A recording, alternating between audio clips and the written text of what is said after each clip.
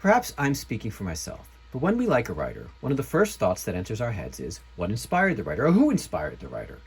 Most often, those questions don't get answered. But here we have it, the great F. Scott Fitzgerald telling us who his influences were right before our eyes in this letter. He's writing to a professor and scholar of American literature, Egbert Oliver, who presumably asked the very question we all would have liked to have asked him. And here is Fitzgerald's answer.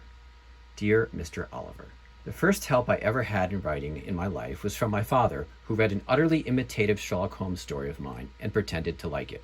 Well, that sounds like an appropriate fatherly response. But after that, I received the most invaluable aid from one Mr. C.N.B. Wheeler, then headmaster of the St. Paul Academy, now the St. Paul Country Day School, in St. Paul, Minnesota. From a Mr. Hume, then co-headmaster of the Newman School and now headmaster of the Canterbury School. From Cortlandt Van Winkle in freshman year at Princeton, now professor of literature at Yale. He gave us the Book of Job to read, and I don't think any of our preceptorial group ever quite recovered from it. After that comes a lapse. Most of the professors seemed to me old and uninspired, or perhaps it was just that I was getting underway in my own field.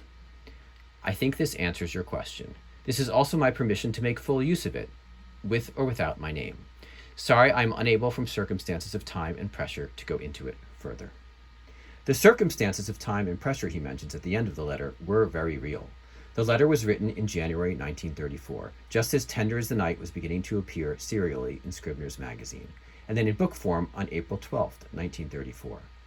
We're lucky Mr. Oliver chose to write to Fitzgerald, for Fitzgerald was not someone who had a chance later in life to reflect upon his career, dying just a few short years later in 1940 at the young age of 44.